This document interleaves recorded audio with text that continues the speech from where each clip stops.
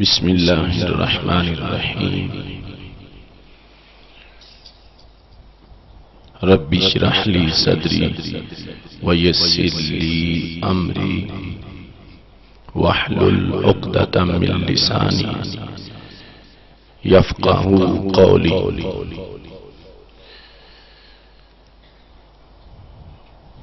أحمدك اللهم يا مجيب كل سائل،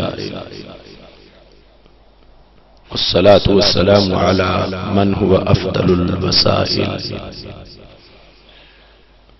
وعلى آله وأصحابه ذوي الفضائل. أما بعد، فأعوذ بالله من الشيطان الرجيم. بسم الله الرحمن الرحيم. إن الدين عند الله الإسلام. صدق الله العظيم وصدق رسوله النبي الكريم الأمين.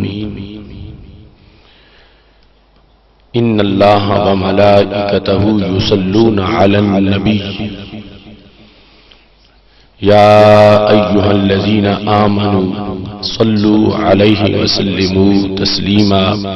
الصلاة والسلام عليك يا سيدي يا رسول الله وعلى آلك وأصحابك يا حبيب الله. مولاي صل وسلم دائما أبدا على حبيبك خير الخلق كلهم، منزه عن شريك في محاسنه، فجوهر الحسن فيه غير منقسم. يا أكرم الخلق مالي من ألوذ به سواك عند حلول الحادث العممي.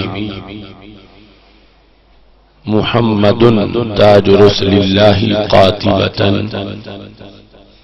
محمد صادق الأقوال والكلم،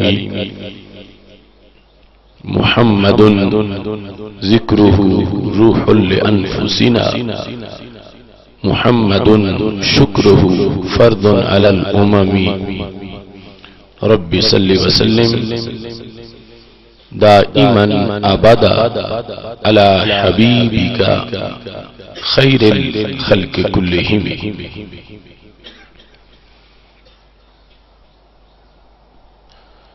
توحید و رسالت کی خاطر، توحید و رسالت کی خاطر ہر باطل سے ٹکرائیں گے ہم. فکر مدینہ کا پرچم ہر چوٹی پہ لہرائیں گے. معبود فقط ہے ایک خدا، مسجود فقط ہے ایک خدا. ہم الا اللہ کی صداؤں سے سینوں کو پھر گرمائیں گے.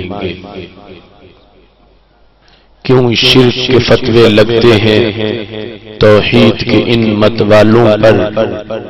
ہم ان کج فکر خطیبوں کو راز توحید بتائیں گے. تعظیم نبی کا سنتے ہی جنہیں سوزش سی ہو جاتی ہے، شوق توحید کے شربت سے ہم ان کا روگ مٹائیں گے. ہم آل نبی کے متوالے، حسنین کے مشن کے وارث، ہم پھر سے شمر یزیدوں کو قربا کی شان بتائیں گے. اصحاب نبی کے چرچے سے جو بغض کی آگ میں جلتا ہے، ہم رضی اللہ کی بہاروں سے وہ جلتی آگ بجھائیں گے. وہ دیپ جو بجھ گئے فتنوں کی تند و تاریک ہواؤں سے، طیبہ کی دیا سلائی سے ہم پھر وہ دیپ جلائیں گے. یہ بھول ہے تیری واشنگٹن کہ دنیا پہ تو راج کرے، رحمان کے بندے ہر بستی پہ مدنی رنگ چڑھائیں گے۔ یہ سن لیں چور اندھیروں کے، اب آ گئے دور سویروں کے، ہم فکر رضا کی کرنوں سے ہر بستی کو چمکائیں گے۔ میں رب کی آس پہ کہتا ہوں سرکار مدینہ کے صدقے، وہ دن بھی آئے گا آصف، ہم دنیا پہ چھا جائیں گے انشاءاللہ۔ اللہ تبارک و تعالی جل جلالہ وعم نوالہ واتم برہانہ وعظم شانہ وجل ذکرہ وعز اسمہ کی حمد و ثنا، اور حضور سرور کائنات مفخر موجودات زینت بزم کائنات دستگیر جہاں غم گسار زمان سید سروران حامی بے کساں قائد المرسلین خاتم النبیین احمد مجتبی جناب محمد مصطفیٰ صلی اللہ علیہ وآلہ وصحبہ وبارک وسلم کے دربار گہر بار میں ہدیہ درود السلام عرض کرنے کے بعد زینت مسند صدارت ممتاز مذہبی سکالر عظیم محقق حضرت صاحبزادہ ڈاکٹر محمد عبد القدوس صاحب زید مجدہ وارثان منبر و محراب ارباب فکر و دانش، نہایت ہی معزز و محتشم سامعین حضرات، رب ذوالجلال کے فضل اور توفیق سے آج ایک بار پھر ہم سب کو دامن کو کی اس روحانی تقریب میں غزالی سند بحر العلوم شیخ الحدیث والتفسیر پیر طریقت رہبر شریعت حضرت علامہ قاری محمد عبد الرزاق نقشبندی رحمہ اللہ تعالی کے عرس مقدس کی اس تقریب میں شرکت کی سعادت حاصل ہوئی ہے۔ میری دعا ہے رب ذوالجلال حضرت کے مرکز پر نور پر کروڑوں رحمت نازل فرمائے، اور رب ذوالجلال آپ کے فیض کے جتنے سرچشمے ہیں ان کو مزید عروج عطا فرمائے۔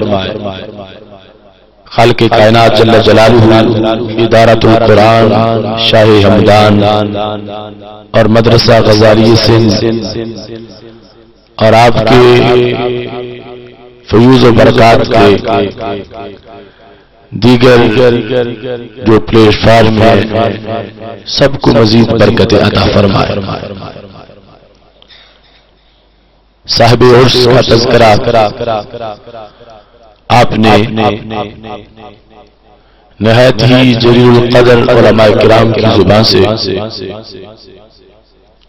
تفصیلاً سنا ہے۔ میں سال ہا سال سے عرس مقدس کی اس تقریب میں شرکت کر رہا ہوں۔ میں یہ سمجھتا ہوں کہ یہ جو عقیدت مندوں کا اجتماع ہے اور اس قدر دشوار گزار راستوں سے گزر کے آنے والے ان احباب کا شوق ہے، اس سے پتہ چلتا ہے کہ یہاں پر جس آستان مقدس کی حاضری کے لیے اور اس کی جس تقریب کے لیے عقیدت مندان آتے ہیں، اگر انہیں کچھ نہ ملتا ہوتا تو ایک دو بار آ کے چھوڑ جاتے۔ یہ جو روز بروز آنے والوں میں اضافہ ہو رہا ہے تو پتہ چلتا ہے تخم گل کی آنکھ زیر خاک بھی بے خواب ہے، کس قدر نشو و نما کے واسطے بے تاب ہے، سردیے مرکز سے بھی افسردہ ہو سکتا نہیں، خاک میں دب کر بھی اپنا سوز ہو سکتا نہیں، پھول بن کے اپنی تربت سے نکل آتا ہے یہ، موت سے گویا قبائے زندگی پاتا ہے یہ، ہے لہب اس قوت آشفتہ کی شیرازہ بند، ڈالتی ہے گردنیں گردوں میں یہ اپنی کمن، موت تجدید مذاق زندگی کا نام ہے، خواب کے پردے میں بیداری کا ایک پیغام ہے۔ اللہ والوں کے مراقب پر رحمتوں کا نزول ہوتا ہے، اور جو قرب میں بیٹھتے ہیں یقیناً انہیں بھی حصہ ضرور ملتا ہے۔ قاسم نانوتوی سے کسی نے پوچھا تھا کہ ولیوں کے مزارات پر جائیں تو کیا ملتا ہے؟ ایک شخص جو خصوصی خادم تھا اس کا اصرار تھا کہ اگر کچھ ملتا ہے تو اس کی کوئی دلیل دو، اگر نہیں ملتا تو پھر بھی ہمارا مسئلہ حل کر دو۔ انہوں نے کہا میں نے قاسم نانوتوی نے کہا کچھ دن بعد یہ مسئلہ بتاؤں گا۔ یہ ان کی بخاری کی شرح میں درج ہے۔ ایک دن وہی خادم گرمی کے موسم میں پنکھا ہاتھ میں لے کر قاسم نانوتوی کو ہوا دے رہا تھا، تو اس نے کہا کہ تم نے مجھ سے سوال کیا تھا، آج میں اس کا جواب دینا چاہتا ہوں۔ جو تیرے ہاتھ میں پنکھا ہے اس کی ہوا صرف مجھے ہی آ رہی ہے، جو مجلس میں بیٹھے انہیں بھی آ رہی ہے۔ تو خادم نے کہا جتنے بیٹھے ہیں سب کو ہوا آ رہی ہے۔ اس نے کہا یہی تمہارے سوال کا جواب ہے، رب کی رحمت ولی کی قبر پہ برستی ہے، جو حاضری دینے جاتے ہیں محروم وہ بھی نہیں رہتی اور ان کو بھی حصہ ضرور مل جاتا ہے۔ محتشم سامعین حضرات، آج عرس مقدس کی اس تقریب کے ساتھ ساتھ ادارہ صراط مستقیم آزاد کشمیر کے عہدیداران کی تقریب حلف برداری بھی آپ نے دیکھی، اور قبلہ ڈاکٹر صاحب نے آزاد کشمیر میں ادارہ صراط مستقیم کی جو سرپرستی فرمائی، جس کے نتیجے میں بہت سے اضلاع میں یہ تنظیم متحرک ہوئی، آج باقاعدہ اس کا یہ تاسیسی پروگرام بھی ہے، اور اس کے ساتھ ساتھ ادارہ صراط مستقیم پاکستان کے منشور کا جو پہلا حصہ ہے اس کے لحاظ سے ملک بھر میں توحید و رسالت کا پیغام عام کرنے کے لیے جو عقیدہ توحید سیمینار کی تحریک ہے اس کا بھی پروگرام ہے۔ گزشتہ رات خیبر پختونخوا کا عقیدہ توحید سیمینار تھا، اور اس سے پہلے 30 اپریل کو مرکزی سیمینار ہوا لاہور میں، جس میں لاکھ سے زائد شرکاء نے شرکت کی۔ آج کا یہ اجتماع جو حضرت غزالی سندھ رحمہ اللہ تعالی کے عرس مقدس کے موقع پر انعقاد پذیر ہے، چند ضروری باتیں ان مشترکہ موضوعات کے لحاظ سے آپ کے سامنے پیش کرنا چاہتا ہوں۔ میری دعا ہے رب ذوالجلال ہم سب کو قرآن و سنت کا فہم عطا فرمائے اور قرآن و سنت کے ابلاغ و تبلیغ اور اس پر عمل کرنے کی توفیق عطا فرمائے۔ اللہ کا کروڑوں بار شکر ہے کہ اس نے ہمیں دین اسلام کی روشنی عطا فرمائی ہے۔ قرآن مجید برہان رشید میں رب ذوالجلال واضح فرمایا ہے ان الدین عند اللہ الاسلام، اللہ کے نزدیک پسندیدہ دین اسلام ہے۔ اللہ کا فضل ہے ہمیں اسلام کی تلاش میں کہیں دور کا سفر نہیں کرنا پڑا۔ یہ امت کے ان اکابر کا فیض ہے، ہمیں دولت اسلام ہماری ماؤں کے دودھ میں ہی میسر آ گئی اور اس سے ہمارے سینے روشن ہیں اور ہر طرف راہ حیات ہم دین اسلام کی روشنی میں اپنی زندگی پر سفر کرتے جا رہے ہیں۔ یہ عظمت کوئی تھوڑی عظمت نہیں، بہت بڑا مقام ہے کہ ہم نے کوئی وقت بھی کفر و شرک میں نہیں گزارا اور کوئی وقت بھی ہم نے اندھیروں میں یا شک کے دلدل میں نہیں گزارا۔ رب ذوالجلال نے ہمیں نور ایمان و ایقان سے ہمارے ہوش سنبھالنے سے پہلے ہی منور فرمایا۔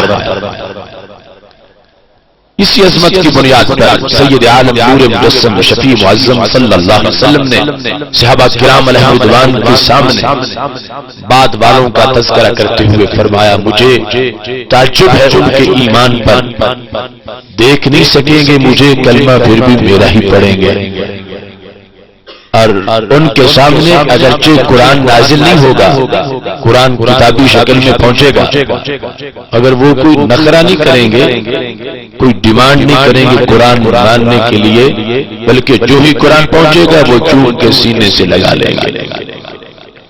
یہ فضیلت بہت بڑی ہے، مگر ایک آزمائش ہے۔ اگر اسلام قبول کرنے سے پہلے سوچا ہوتا ہے کہ اسلام قبول کریں گے تو پھر ہمیں کیا کرنا پڑے گا، شرائط کیا ہوں گے، بوجھ کتنا ہوگا، مشقت کیا ہوگا، ہمیں پابندیاں کیا کرنی پڑیں گی، تو پھر بڑی آسانی ہوتی کہ پہلے دل کو سمجھایا ہوا ہوتا کہ تم کلمہ پڑھ رہے ہو، اب مرضی اپنی نہیں چلے گی، مرضی کلمہ والی سرکار کی چلے گی۔ تو پھر زندگی کے رستوں میں انسان بڑے شوق سے آگے بڑھتا اور اسے تعلیمات اسلام پر عمل کرتے ہوئے کوئی دشواری پیش نہ آتی۔ ایسا بھی لوگوں نے پہلے سوچا پھر کلمہ پڑھا، ان کے لحاظ سے اس میں بھی فضیلت آئی۔ ہمیں اس پر یقیناً رب کا شکر ادا کرنا ہے کہ اس نے ہمیں کفر و شرک میں نہیں رکھا، شروع سے ہی دولت ایمان سے مالا مال کیا۔ مگر جو ورثے میں اسلام ملا اس کے لحاظ سے آج ذہنوں کو یہ باور کرانے کی ضرورت ہے کہ جو نان مسلم ہے اس کا اور ہمارا فرق کیا ہے۔ لوگ سمجھتے ہیں شاید کلمہ پڑھ لیں یہ ایک پرائیویٹ سی بات ہے، باقی مرضی اپنی کرنی ہے۔ لوگ دیکھتے ہیں یہودی کو، عیسائی کو، ہندو کو کہ وہ بھی تجارت کرتا ہے، میں بھی تجارت کرتا ہوں، وہ بھی انسان ہے، میں بھی انسان ہوں، تو جیسے وہ کرتا ہے ایسے مجھے بھی کرنا چاہیے، جیسے وہ کروڑ پتی بن رہا ہے ایسے میں بھی بن جاؤں، اور یہ نہیں سوچتا کہ وہ دھتکارا ہوا ہے میں رب کا پیارا پیارا، اس کا منہ سیدھا جہنم کی طرف ہے، میرا سیدھا جنت کی طرف ہے۔ میں نے اس دنیا کے ذریعے ہی آخرت کو صحیح کرنا ہے، اس کی دنیا محض دنیا ہے، اور ہماری دنیا یہ ہے ایک شخص دکانداری بھی کرتا ہے ساتھ جنت کی تیاری بھی کرتا ہے، کاشتکاری بھی کرتا ہے ساتھ جنت کی تیاری بھی کرتا ہے، تو پھر فرق تو ضرور کوئی ہونا چاہیے، اور ہے کہ جس کی بنیاد پر یہی دنیا کماتے کماتے وہ جہنم میں چلا جاتا ہے، اور ایک مومن اسی دنیا میں رہتے رہتے کھاتا پیتا ہے سب کچھ کرتا ہے اور پھر فردوس کا مالک بھی بن جاتا ہے۔ اس بنیاد پر خلاصہ کے طور پر چار چیزیں ہیں جن کی طرف ہمیں ہر وقت متوجہ ہونا ہے، اور یہ ہم سے ہمارے اسلام کا تقاضا، اور آج وقت ہے کہ ہم اس کی طرف توجہ کریں۔ اگر روح نکل گئی اور ہم آخرت کی طرف چلے گئے پھر افسوس کرتے رہ جائیں گے، کاش دنیا میں پتہ چل جاتا تو ہم پوری تیاری کر کے آتے۔ سید عالم نور مجسم شفیع معظم صلی اللہ علیہ وسلم نے دنیا سے تشریف لے جاتے وقت یہ ارشاد فرما کے ہمیں اس دین کا وارث بنایا تھا، ترکتکم علی ملت بیضاء لیلھا کنہارھا، اے میری امت میں تمہیں روشن ملت پہ چھوڑ کے جا رہا ہوں جس کی رات بھی اتنی روشن ہے جتنا دن روشن ہوتا ہے۔ اس روشنی کے لحاظ سے چار امور ہمارے لیے نہایت لازم ہے۔ سب سے پہلے عقیدہ، دوسرے نمبر پہ عمل، اور تیسرے نمبر پر معاملہ، اور چوتھے نمبر پہ نظام۔ ان چاروں پر بتدریج توجہ کی ضرورت۔ اگر کوئی شخص عقیدہ کے امتحان میں ہی ناکام اور غلط نظریات کی جڑی بوٹیاں اس کے دل کی زمین میں اگ آئی تو اس پہ لازم ہے فوراً فکر مدینہ کے سپرے سے جڑی بوٹیوں کو ختم کرے اور اپنے دل کے گلشن کو اسی بہار سے باہر آشنا کرے جس کی ٹھنڈی ہوائیں طیبہ سے چل کی آتی ہیں۔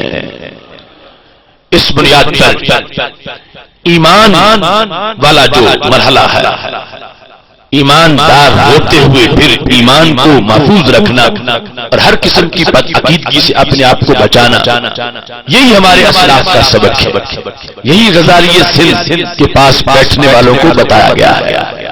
ہم نے کوئی نیا نصاب نہیں گھڑا یا کوئی نیا منشور نہیں بنایا، یہی صوفہ کی چاندنی ہے، یہی ہیرا کی روشنی ہے، یہی قرآن و سنت کی تعلیمات کا خلاصہ ہے، اور یہی وحی الہی کا شبنم ہے جس کی وجہ سے ہمیشہ ایمان و ایقان کی فصلیں ہری بھری رہی ہیں اور آج تک وہ سرور سینوں میں موجود ہے۔ اس لحاظ سے عقیدہ توحید و رسالت ہے۔ توحید کے لحاظ سے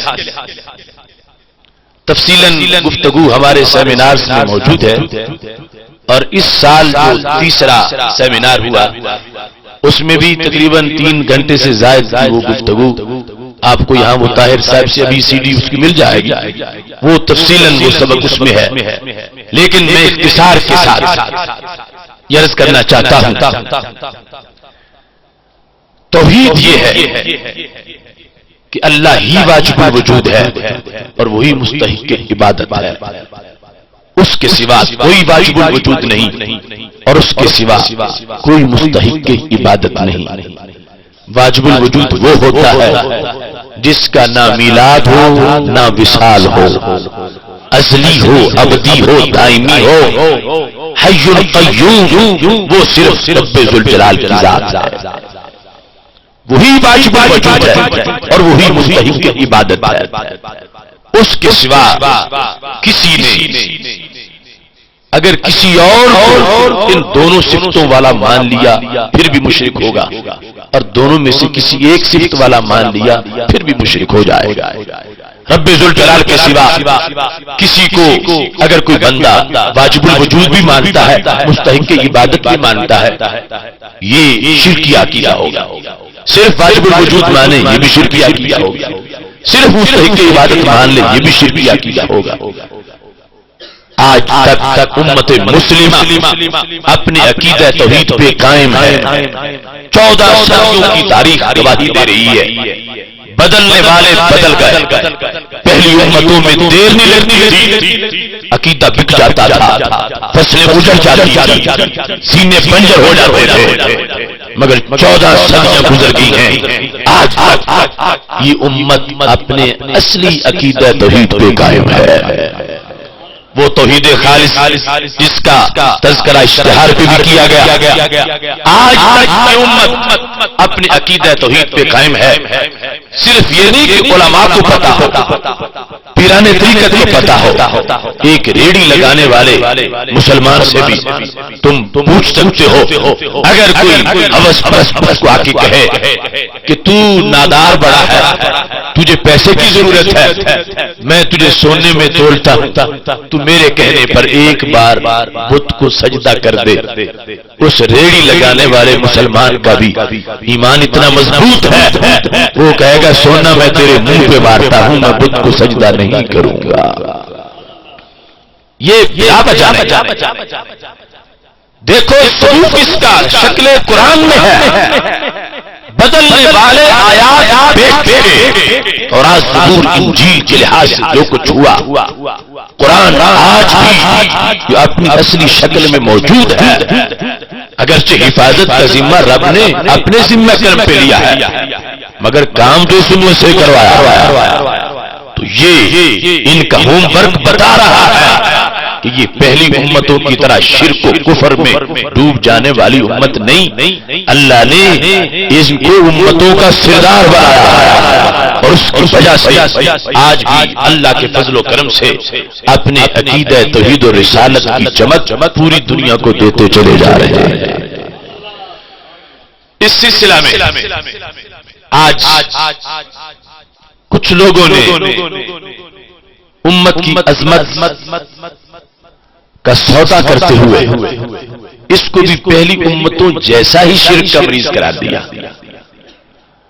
اور وما یؤمن اکثرهم باللہ الا وهم مشرکون، اس آیت کے ترجمے میں خیانت کر کے اس امت کو کہا جیسے پہلے سارے مشرک ہو گئے تھے، یہ بھی اکثر امت مشرک ہو چکی ہے. کیونکہ اللہ فرما رہا ہے وما یؤمن اکثرهم باللہ الا وهم مشرکون. ترجمہ کیا کرتے ہیں کہ اکثر لوگ مسلمانوں میں بھی مشرک ہیں. آیت میں غداری کرتے ہیں، آیت میں واردات کرتے ہیں. اب آیت آج تو نہیں اتری، آیت تو دورے سے ہوا میں اتری تھی، پہلے تو وہاں سے بات چلے گی. تو ترجمہ اب فٹ کرو دورے صحابہ پر. تو کتنی بڑی غداری ہے ترجمہ کرنے والوں کی کہ جماعت صحابہ ہے اور آیت کہتی ہے اصل اکثر لوگ ان مسلمانوں میں سے بھی مشرک.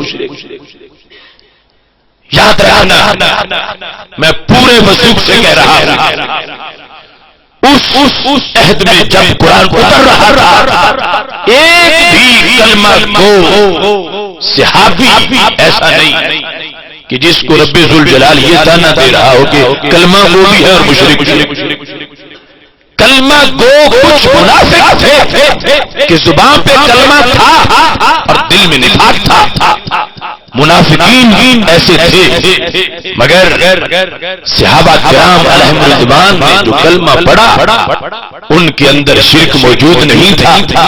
اور جو ترجمہ کیا جا رہا ہے اس لحاظ سے تو انہیں معاذ اللہ، اور پھر ان میں سے اکثر کو تو ماننا پڑے گا. بات اصل میں یہ ہے، ایک ہوتا ایمان لغوی، ایک ہوتا ایمان اصطلاحی. ایمان لغوی مطلب ہے صرف ماننا، ایک چیز کو ماننا، دو چیزوں کو ماننا، چار کو ماننا، یہ ایمان لغوی ہے. لیکن ایمان اصطلاحی تب ہوگا جو کچھ سرکار لے کے آئے ہیں سب کو ماننا.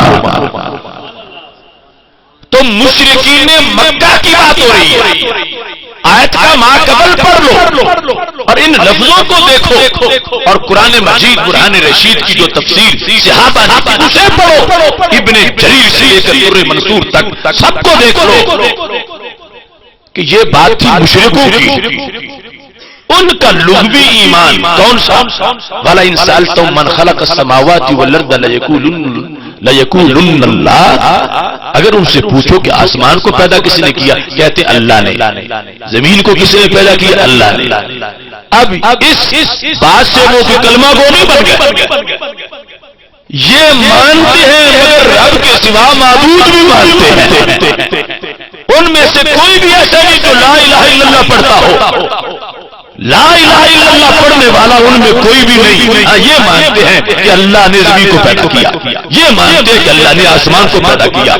تو رب ذوالجلال نے فرمایا ایمان والے کچھ وہ ہیں جو زمین آسمان کا خالق بھی رب کو مانتے ہیں اور وحدہ لا شریک بھی مانتے ہیں، اور کچھ وہ ہیں کہ جو یہ تو مانتے ہیں کہ زمین و آسمان کو پیدا رب نے کیا ہے مگر اس کو وحدہ لا شریک نہیں مانتے، عبادت بتوں کے ساتھ کرتے ہیں۔ تو جو مشرکوں والی آیت تھی اس کو وہاں سے ان لوگوں نے لیا اور مسلم امہ پر آج لا کے فٹ کر دیا کہ اکثر لوگ مسلمانوں میں سے معاذ اللہ مشرک ہیں، جو ویسے ہی ہیں وہ تو ویسے رہ گئے، اور جو مسلمانوں میں سے اکثر مشرک ہوئے۔ تو پھر امت کی عظمت کہاں گئی؟ اسلام کا آخری دین ہونا، اور هو الذی ارسل رسولہ بالہدی ودین الحق لیظہرہ علی الدین کلہ ولو کرہ المشرکون۔ اللہ کا پیغام اور ختم نبوت اور نبی اکرم نور مجسم شفیع معصوم صلی اللہ علیہ وسلم کے فرمان کے مطابق فیض قرآن ارجو ان اکون اکثرہم تابعا، اور قرآن میرا بولتا ہے تو کیا ہوگا؟ فرمایا ہر دن سورج طلوع ہوگا میری امت اضافے میں ہی نظر آ رہی ہوگی۔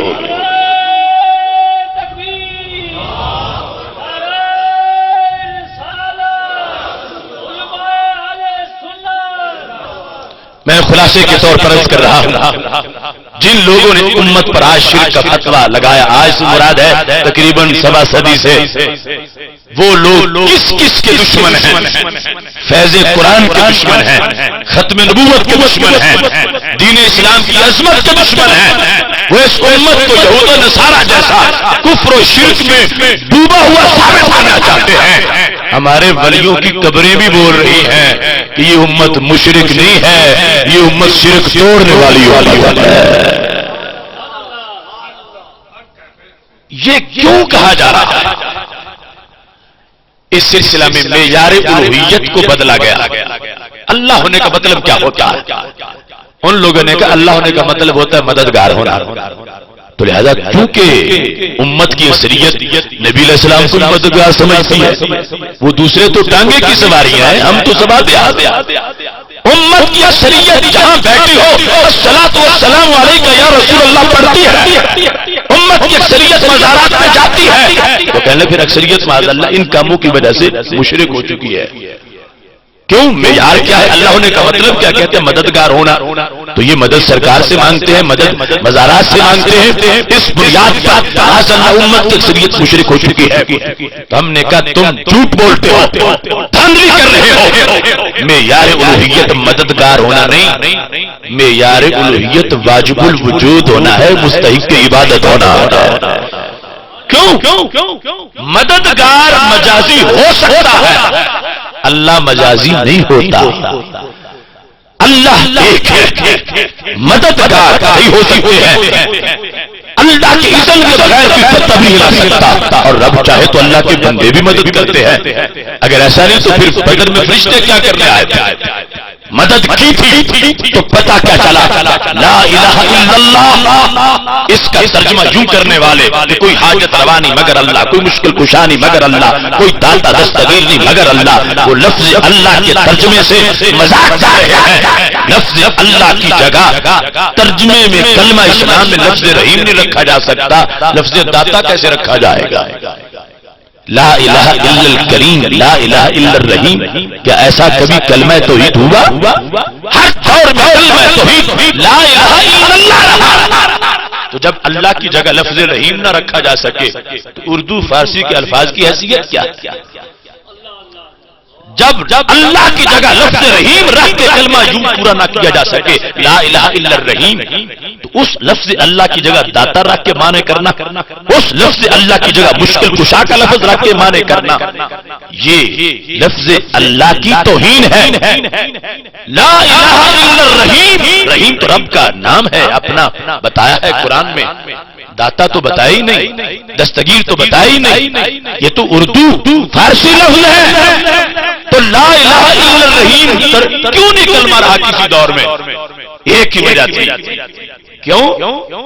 وجہ یہ تھی کہ بیان کرنا ہے توحید کو، لفظ وہ بولنا ہے جو مجاز میں آتے ہی نہ ہو.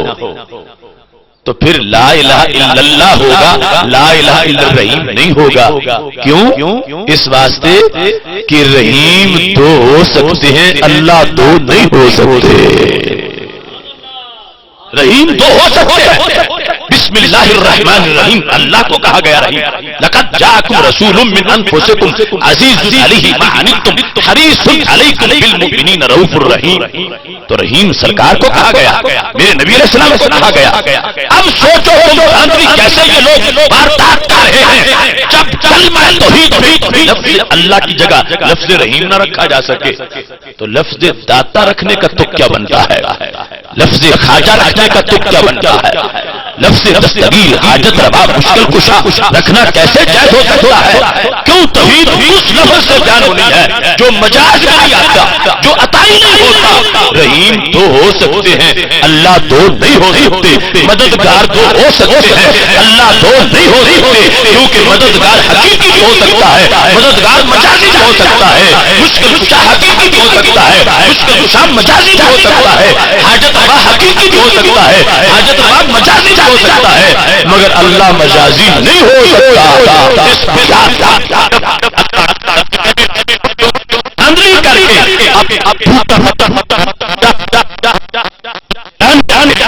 اللہ کی توحید کا معیار مددگار ہونا نہیں ہے. مددگار اللہ کے بندے بھی اس کے حکم سے ہو سکتے ہیں، مگر اللہ کا کوئی بندہ اللہ نہیں ہو سکتا.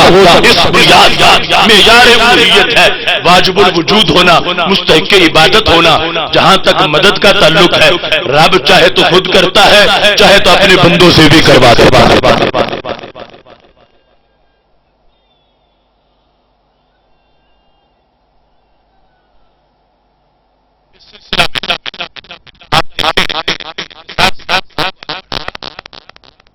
مجید میں اللہ کا فرمان ہے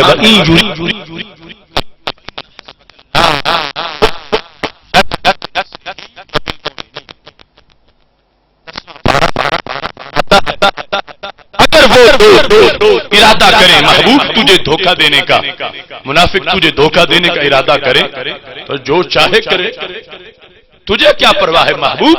فإن حسبک اللہ، تمہارے لیے اللہ کافی ہے. اللہ سارے بولو تمہارے لیے اللہ، تمہارے لیے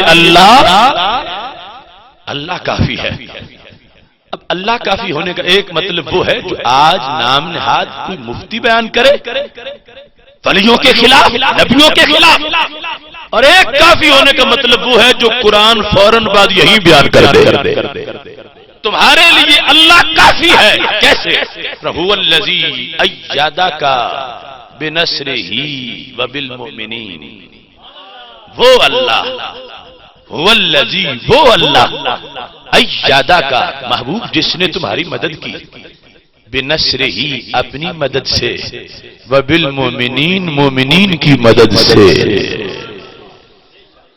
اب اگر مددگار ہونا اللہ ہوتا تو پھر بنصر ہی پر آیت ختم ہو جائے. اللہ کے سوا کسی اور مدد کا ذکر نہ ہوتا. چاہو جس کا ترجمہ پڑھو اس مقام پر مدد کی دو قسموں کا ذکر قرآن میں آیا ہے. بنصر ہی اللہ کی مدد، وبالمؤمنین مومنین کی مدد. محبوب رب کافی ہے. کیسے خود مدد کرے پھر بھی کافی ہے، اپنے بندوں سے کروا دے پھر بھی کافی وہی ہے. والذی ایدک بنصرہ وبالمؤمنین، وہ اللہ وہ ہے جس نے تمہاری مدد کی دو طرح، بنصرہ اپنی مدد سے، وبالمؤمنین مومنین کی مدد سے. اب اگر معیار الوہیت کا مددگار ہونا بنایا جائے تو پھر تو یہاں ہی شرک معذرہ ثابت ہو گیا کہ بنصرہ اور وبالمؤمنین. اور یہاں سے ہی بھٹک گئے وہ لوگ جنہوں نے یہ نعرہ بنایا تھا اللہ مدد باقی سب شرک و بدعت، میں کہتا ہوں پھر تو آیت بنصر ہی پر ختم ہوتی۔ اگر باقی سب شرک و بدعت ہے تو بالمومنین کو کہاں لے جاؤ؟ کون مٹا سکتا ہے بالمومنین کو قرآن سے؟ جب بالمومنین کو قرآن سے نہیں مٹا سکتا تو ہمارے ایمان سے بھی نہیں مٹا سکتا۔ وہ اللہ جس نے مدد کی تمہاری دو طرح، بنصر ہی اپنی مدد سے، وہ بالمومنین مومنین کی مدد سے۔ ایک دور میں جب ملحدوں نے اعتراض کیا، امام زمخشری نے اس وقت جواب دیا، انہوں نے کہا یہ تم اچھا قرآن رکھتے ہو کہ جہاں تمہارا عقیدہ ہے کہ اللہ کے خزانوں میں کوئی کمی نہیں ہے، تو پھر تمہارے قرآن میں تو لکھا ہے کہ اس کی مدد کے بعد پھر بھی اوروں کی مدد کی بھی ضرورت پڑ جاتی، بنصر ہی ہے اس کے بعد بالمومنین ہے۔ جب اس کے خزانوں میں کوئی کمی نہیں ہے تو آیت بنصر ہی پر ختم ہو جاتی۔ تو وہ منکرین قرآن کی یہ غلطی نکال رہے تھے معاذ اللہ کہ تم سمجھتے ہو رب کے خزانوں میں کوئی کمی نہیں، تو ادھر تو یہ ہے کہ اس کی بھی مدد ہے، اس کے بندوں کی بھی مدد ہے، تو جب کوئی کمی نہیں تو پھر اور کسی کی مدد کا تو کیا بنتا؟ یہ اس وقت کا اعتراض تھا۔ اور آج منکرین اہل سنت جو اہل سنت کے مسلک کا انکار کرتے ہیں، وہ تم سے کہتے ہیں جب تمہارا یقین ہے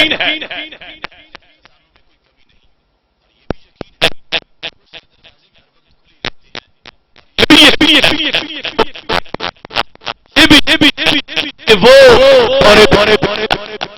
بھی ہے دیتا دیتا تھک بھی نہیں جاتا، یہ بھی پتا ہے کہ وہ سوتا بھی نہیں ہے، یہ بھی پتا ہے کہ اس پہ موت بھی نہیں آتی، تو پھر تم داتا صاحب کیا لینے جاتے ہو؟ پھر تم کیوں کہتے ہو بھر دو جھولی میری یا محمد صلی اللہ علیہ وسلم؟ کیا ہے جو تمہیں اب سے نہیں دکھتا؟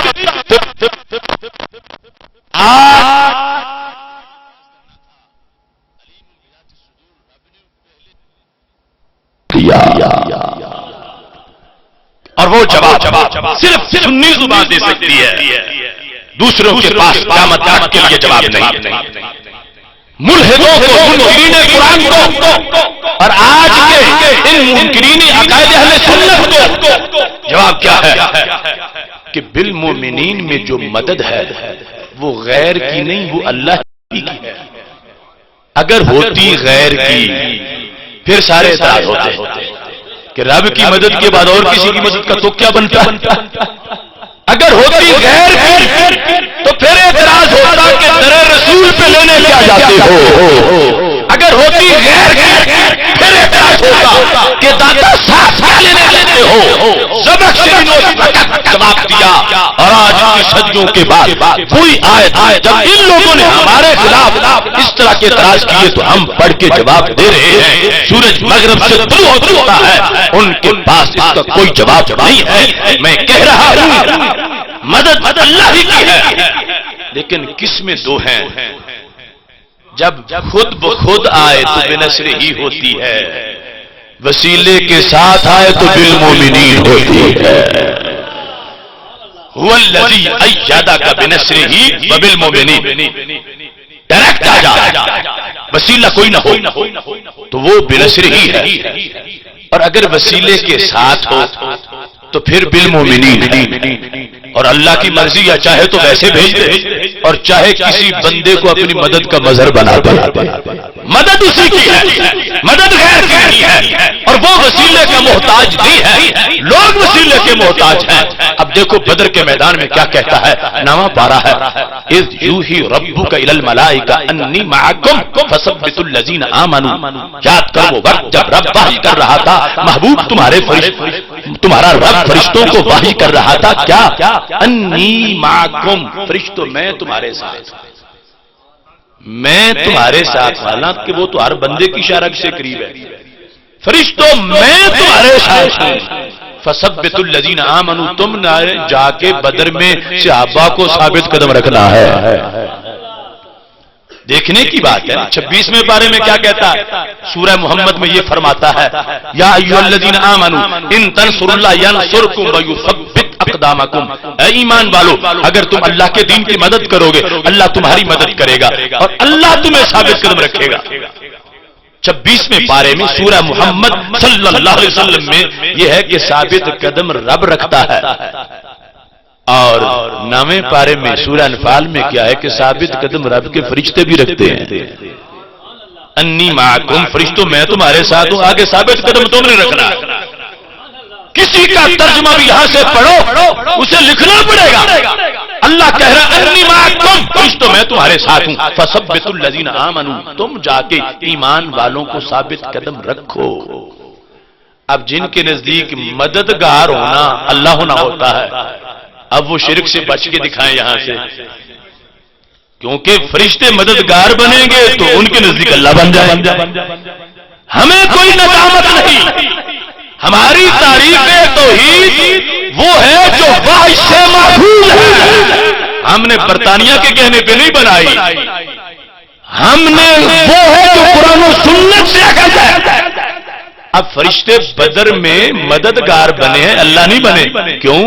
ان کو رب نے یہ فرمایا تم جا کے ثابت قدم رکھو، تو فرشتے ثابت قدم رکھیں گے تو مددگار بنیں گے. واجب الوجود تو نہیں بن جائیں، معبود تو نہیں بن جائیں. لہذا ہمارا معاملہ کلیئر ہے. ہم کہتے ہیں اللہ بھی ثابت قدم رکھتا ہے، فرشتے بھی رکھتے ہیں. فرق یہ ہے اللہ خود رکھتا ہے، فرشتے رب کی لگائی ڈیوٹی پہ رکھتے ہیں. اللہ خود رکھتا ہے، فرشتے اس کی دی ہوئی توفیق سے رکھتے ہیں. رکھتا وہ بھی ہے، رکھتے یہ بھی ہے. دونوں پر لفظ ایک ہی بولا جا رہا ہے. شرک نہیں ہے اس واسطے کہ جو ثابت قدم رکھے وہ مددگار ہوتا ہے. وہ مددگار ہوتا ہے، لازمی نہیں وہ واجب الوجود بھی ہو، لازمی نہیں کہ وہ مستحق عبادت بھی ہو. اگر خدا مدد کر رہا ہے وہ واجب الوجود بھی ہے، مستحق عبادت بھی ہے. اپنے بندوں سے کروا رہا ہے تو مددگار بنیں گے، اللہ نہیں بنیں گے. اس واسطے کہ رب کے حکم پہ مدد کرتے نظر آ رہے ہیں. دیکھو کتنی وضاحت ہے. دو قسمیں ہیں مدد کی، لیکن حقیقت میں ہے ایک. اب بدر کے میدان میں ہوا کیا؟ صحابہ نے کفار کو مارا، فرشتوں نے مدد کی. فیصلہ جب ہوا تو رب نے کیا فرمایا؟ فرمایا ومن نصر الا من عند اللہ. گئے فرشتے تھے مگر مدد میری ہی تھی. صحابہ نے مارا، فرشتوں نے مدد کی تو رب نے کیا فرمایا؟ فلم تقتلوہم ولکن اللہ قتلہم. تم نے قتل نہیں کیا ابو جہل کو، رب نے آپ کیا ہے. اب یہ سارا معاملہ رب چاہتا. وسیلے کے لحاظ سے یہ ذہن میں بات پکی ہونی چاہیے. اللہ محتاج نہیں وسیلے کا، مرضی ہے اس کی وسیلے کے بغیر مدد بھیجے. مرضی ہے کسی فرشتے کو، نبی ولی کو چاہے تو لکڑی کو ہی مدد کا مظہر بنا دے، اس کی مرضی ہے. اب دیکھو اگر رب چاہتا تو قریش مکہ کو گھر میں مار دیتا. اس کے لیے مشکل کیا تھی؟ کون کہتا وہ گھر میں مر جاتا؟ گھر میں نہیں مارے تھے تو رستے میں مار دیتا. رستے میں نہیں مارے تھے بدر پہنچا کے مار دیتا. بدر پہنچا کے مارا نہیں تھا سلا دیتا. صحابہ ان کو کاٹ دیتے. سلایا نہیں تھا جگائے رکھتا. مگر جب لڑنے لگتے تو اعصاب پہ بیماری طاری کر دیتا. تلواریں ہی نہ چلا سکتے، صحابہ ان کو کاٹ دیتے آسانی کے ساتھ. لیکن رب نے ان کو فری ہینڈ دیا.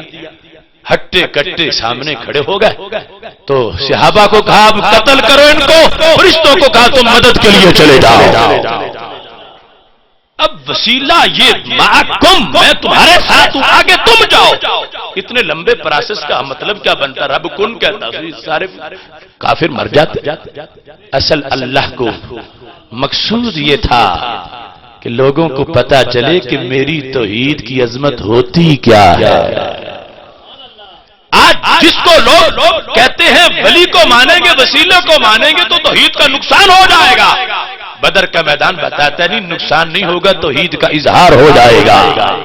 اس واسطے کہ جب کافر مار کھا کے واپس پہنچیں گے سوچیں گے ہم نے جن کو پوچھا وہ تو پہنچے نہیں، اور ابو بکرو عمر نے جس رب کو سجدے کیے اس کے تو بندے بھی مدد کو پہنچ گئے. یہ ہماری کیسی عقل ہے؟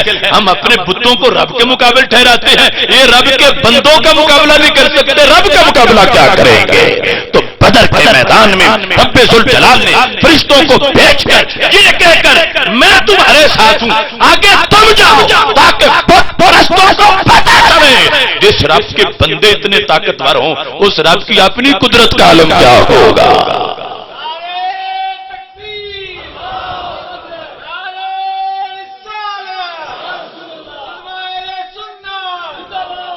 انی معکم، میں تمہارے ساتھ ہوں. فثبتوا الذین آمنوا، تم جا کے ثابت قدم رکھو۔ تو رب ذوالجلال نے اس لیے واضح فرما دیا اگر بدر کے میدان میں میرے اور بندوں کے درمیان فرشتے وسیلہ بن جائیں، بیچ میں ہوں، اب جب اللہ فرماتا میں تمہارے ساتھ ہوں، ایک طرف اللہ، درمیان میں فرشتے، آگے صحابہ، آج فکر یہ لانچ کی جا رہی ہے کہ ہم بیچ والوں کو نہیں مانتے، ہمارا ڈائریکٹ رب سے رابطہ ہے، تو یہ کہہ کے کہتے ہمارا بدر والوں والا ایمان نہیں ہے، وہاں تو بیچ والوں کو مانا جا رہا تھا، ایک طرف صحابہ، دوسری طرف اللہ، درمیان میں فرشتے، اللہ کہتا ہے انی معکم، فرشتوں میں تمہارے ساتھ ہوں، اگرچہ میں ہر ایک کی اشارہ قریب ہوں مگر میں تمہارے ساتھ ہوں، فثبتوا الذین آمنوا، تم جا کے ثابت قدم رکھو تاکہ پتہ چلے کہ جب کوئی بتوں کو بیچ میں لائے تو وہ جہنمی ہوتا ہے، جب اللہ والوں کو بیچ میں لائے تو پھر جنتی ہوتا ہے۔ انی معکم، فرشتوں میں تمہارے ساتھ ہوں، تم جا کے ثابت قدم رکھو۔ قیامت تک قرآن پڑھنے والے اللہ کو پتا تھا جب ایسی بات توحید کی آڑ میں کرنا چاہیں گے، بغض ولی کو شرک کی آڑ میں چھپانا چاہیں گے، تو میرے قرآن پڑھنے والے بتائیں گے اگر بدر کے میدان میں اللہ اور بندوں کے درمیان فرشتوں کا وسیلہ شرک نہیں ہے تو پھر لاہور میں دادا کا وسیلہ بھی شرک نہیں ہے۔ جو شرک ہے ہر دور میں شرک ہے، جو توحید ہے ہر دور میں توحید ہے۔ اس بنیاد پر یہ ہے معیار الوہیت کے لحاظ سے دھاندلی جو ان لوگوں نے کی، اور اس کے اسباب ہے وہ تفصیل نابو سیدی میں سن لیں گے۔ آج ہم نے وہ غلطی پکڑ کے ان کے گھر سے ان کے سامنے پیش کر دی۔ اس امت میں شرک جلی کا مسئلہ نہیں، مسئلہ نہیں کا مطلب یہ ہے کہ وبال نہیں، وبا نہیں، امکان تو یہ بھی ہے کوئی بندہ معاذ اللہ یہ کہہ دے میں اللہ جھوٹا، کئی ایسے بھی الوہیت کے دعوے دار بھی بن گئے، امکان تو اس چیز کا بھی ہے، مگر امکان کو سامنے رکھ کے کوئی کہے گا کہ امت ہی ایسی ہے جو دعوے کر دے اللہ ہونے کا۔ شرک کے امکان کا یہ مطلب نہیں ہے کہ ہم اکثر مشرک ہو گئے، نہیں، امت کل بھی امت توحید، امت آج بھی امت توحید، شرک جلی کا معاملہ ہی نہیں۔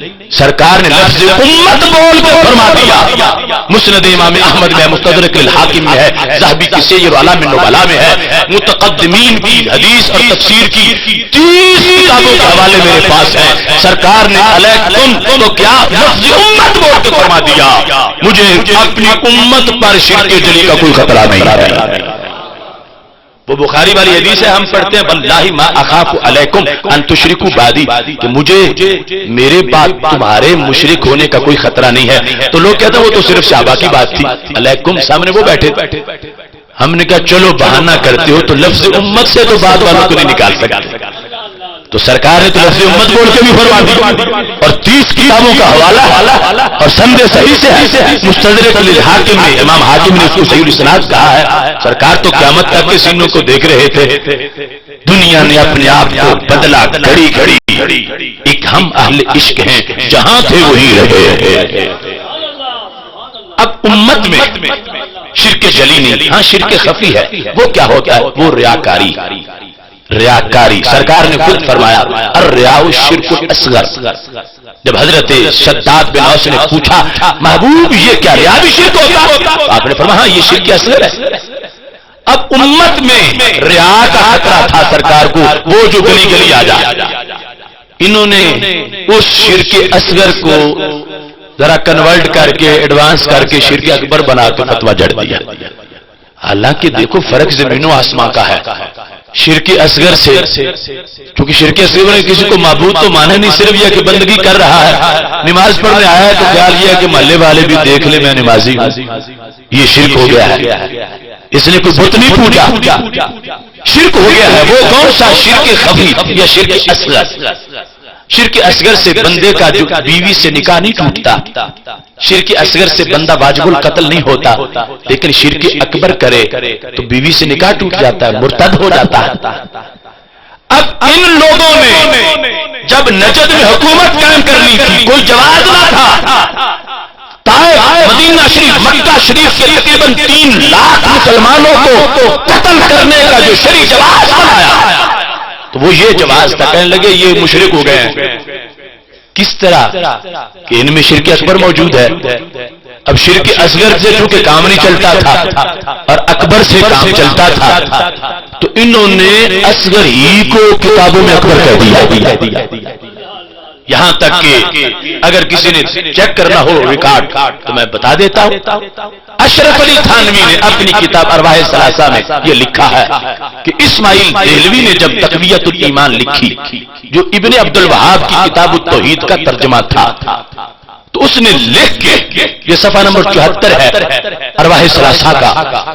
اس نے کتاب لکھ کے اپنے علماء کے سامنے رکھی اور اس نے کہا کہ اس کتاب میں کچھ لفظ میں نے سخت بھی لکھ دیے اور کہیں کہیں تشدد بھی ہو گیا ہے اور جب یہ چھپے گی شورش ضرور برپا ہوگا. تو تشدد کیا ہوا ہے دیکھنا ہاضمہ کتنا تیز ہے. اس نے کہا تشدد یہ ہوا ہے کہ میں نے شرک اصغر کو ہی اکبر لکھ دیا. دیکھو کتنا فرق ہے زمین و آسمان کا. شرک اکبر کہہ کے 3 لاکھ مسلمانوں کا قتل اور قیامت تک کے لیے فتنہ کہ میں نے شرک اصغر ہی کو اکبر لکھ دیا ہے. تو کہتا کتاب چھپے گی شورش برپا مگر لڑ بھیڑ کے سب چپ کر جائیں گے. اب پتہ ہے اندر ان کو ہم نے غلطی کی ہے لیکن سمجھتے ہیں وہ شروع والے کچھ لڑیں گے. اگر نئی نسلوں کو پتہ نہیں ہوگا کہ کیا ہو رہا ہے. صرف ہمیں یہ نہیں کہ بے گناہ بھی سمجھیں گے بلکہ ہمیں محسن سمجھیں گے کہ یہ توحید پڑھانے والے ہیں.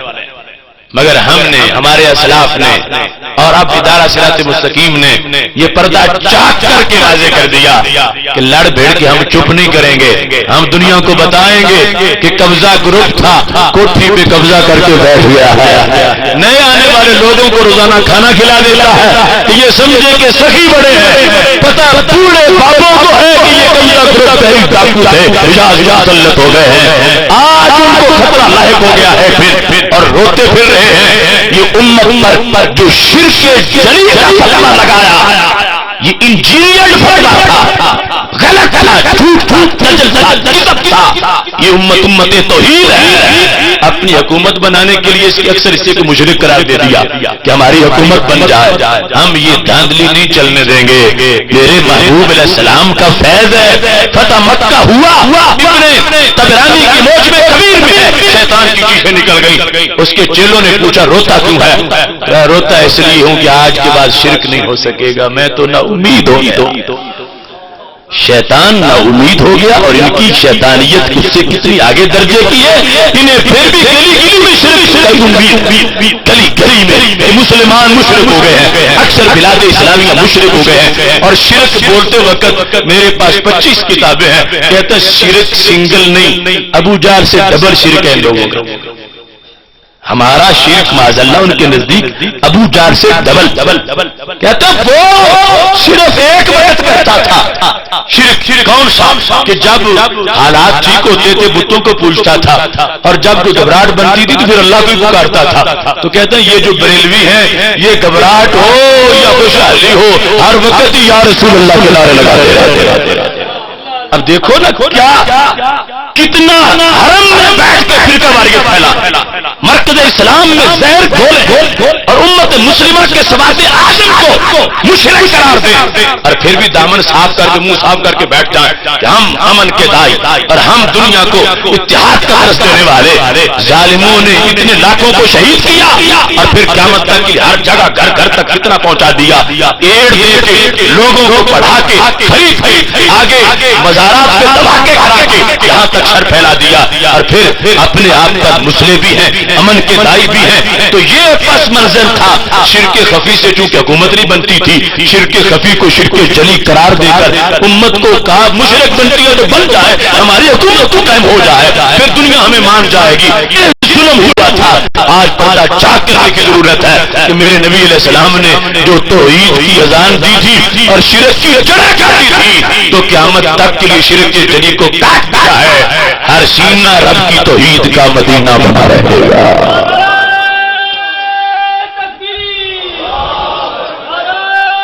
سلسلہ میں چند ضروری باتیں ہیں اور یہ اس وقت تاریخ کا سب سے بڑا ظلم ہے اور سب سے بڑا فتنہ یہ ہے جو ان کی کتابیں چھپتی ہیں. میرا ایک سیمینار ہوتا ہے، وہ سال میں 20 کرتے ہیں اور دلیلیں دیتے ہیں کہ یہ امت شرک ہے، اور میں دلیلیں دیتا ہوں امت توحید ہے. میرے پاس ان کے رسائل ہیں، وہ میرا نام لے لے کر میرے نام کی انہوں نے کی آپریشن کیے ہوئے ہیں. ان کے سٹالوں پہ جا کے دیکھو، اشرف آصف جلالی کا آپریشن ایک نے کیا، دوسرے نے کیا، تیسرے نے کیا، چوتھے نے کیا. 20 سیمینار کریں پھر بھی ان کو پتا ہے کہ جواب ہم نہیں دے سکے. آپریشن کر کر کے تھک گئے اور تھک جائیں گے.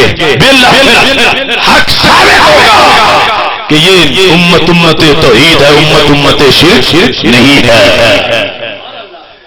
ایک ان کا بہت بڑا اتھارٹی آخری سمجھتے ہیں، اس نے میرے جواب میں حدیث پیش کی، اپنے رسالے میں چھاپی، سی ڈی تیار کی. تم کہتے ہو کہ ریا والا شرک آئے گا اور بت پرستی والا نہیں آئے گا، جبکہ حدیث میں بت پرستی والا آئے گا. تو کیا حدیث پیش کیا؟ صحیح مسلم شریف میں ہے کہ ہمارے آقا علیہ الصلوۃ والسلام نے فرمایا لا یذهب الليل والنهار حتى تعبد اللات والعزى. قیامت نہیں آئے گی یہاں تک کہ لات عزا کی پھر بندگی ہوگی. تو کہا دیکھو اب لات عزا کی بندگی تو ریا نہیں ہے، یہ تو شرک جلی ہے. تم کہتے ہو شرک جلی نہیں آئے گا، یہاں فرماتے ہیں سرکار کی لات عزا کی بندگی ہوگی. تو میں نے جواب میں کہا کہ تم پوری حدیث پڑھو تو اسی حدیث میں ہی جواب. اور قربان جائیں عظیم امی سیدہ عائشہ صدیقہ رضی اللہ تعالی عنہا پر ہمارے والا سوال انہوں نے سرکار سے خود کر لیا. صرف ہمیں تو پڑھنے کی ضرورت ہے نا، یا پڑھا ہوا سننے کی ضرورت ہے، یا سنا ہوا آگے پہنچانے کی ضرورت ہے. وہ جھوٹے ہیں اور پیسے کے بل بوتے اور پراپوگنڈے کے بل بوتے پر اپنے جھوٹ پہ پردہ ڈالنے کی کوشش میں ہیں. ہم سچے ہو کہ اپنا سچ کیوں نہ واضح کریں؟ نکلو گھروں سے، دنیا کے چوک پر کھڑے ہو کر اس لٹریچر کو پہنچاؤ. اللہ کے فضل سے دن دور نہیں، ہر طرف نور ہی نور ہو جائے گا. حدیث صحیح مسلم شریف میں کیسے ہے؟ میرے نبی علیہ الصلوۃ والسلام سے سیدہ عائشہ صدیقہ رضی اللہ تعالی عنہا نے کہا یا رسول اللہ صلی اللہ علیہ وسلم، میں نے پہلے ایک آیت سنی ہوئی تھی، اب ایک حدیث سنی ہے، تو میرے ذہن میں تو سوال پیدا ہو گیا. کون سی آیت؟ فرمایا رب فرماتا ہے هو الذی ارسل رسولہ بالہدی ودین الحق لیظہرہ علی الدین کلہ ولو کرہ المشرکون. وہ اللہ وہ ہے جس نے اپنے رسول صلی اللہ علیہ وسلم کو حق کے ساتھ بھیجا، ہدایت کے ساتھ بھیجا، دین حق، تاکہ اس دین کو ہر ایک پہ غالب کر دے اگرچہ مشرکوں کو اچھا نہیں لگے. فرمایا اس دین کو بھیجا ہے غلبے کے لیے رب نے. تو میں نے تو یہ آیت پڑھی تو میرا یقین بن گیا ہے کہ یہ ہر ایک پہ غالب آئے گا، دین اسلام ہر پہ غالب آئے گا، اور اس کے بعد اور کوئی دین نہیں جو اس پہ غالب آ جائے. تو کہنے لگی محبوب میں نے تو یہ سمجھا ان ذالک تام، کہ اسلام تام ہے، اس کے بعد اب پھر اندھیرا نہیں آئے گا. لیکن جب آپ کی حدیث سنی کہ پھر لات عزا کی بندگی ہوگی تو پھر اسلام کا غلبہ کہاں گیا؟ جو اللہ فرماتا ہے لیظہرہ علی الدین کلہ، تاکہ رب اس دین کو غالب کر دے. تو غلبہ پھر کہاں رہا اگر پھر لات عزا کی بندگی ہونی ہے؟ اب دیکھو ہمیں تو صرف پڑھنے کی ضرورت ہے نا. یہ ان لوگوں کا کمال ہے جنہوں نے ہم پہ سوال کر کے احسان کیا، اور ماہ مدینہ صلی اللہ علیہ وسلم نے وہاں بیٹھ کے جھولیاں بھر دی. چمک تجھ سے پاتے ہیں سب پانے والے، میرا دل بھی چمکا دے چمکانے والے. اب جس نے اردو کتاب کے اندر یہ حدیث سنی، اتنی حصہ دیکھنا ہے کہ پھر لات عزا کی بندگی ہو سنے تو بیچارے نے مانے نہیں ہے کہ مسلم کا حوالہ لکھا ہوا ہے، مسلم شریف بندہ بڑا ہے منبر پہ بیٹھا ہوا اور بیان کر رہا ہے، کتاب حرم سے چھپ کے آ گئی ہے اس میں لکھا ہوا. اب بیچارہ سادہ انسان اس کے لیے تو آفت بن جائے گی. جس وقت سید عائشہ صدیقہ رضی اللہ تعالی عنہا نے پوچھا تو میرے نبی علیہ السلام نے فرمایا عائشہ دونوں باتیں سچی ہیں. کیسے؟ فرمایا میرا دین چلے گا، بڑھے گا، عروج آئے گا، غالب ہو جائے گا، اپنا پیریڈ مکمل کرے گا.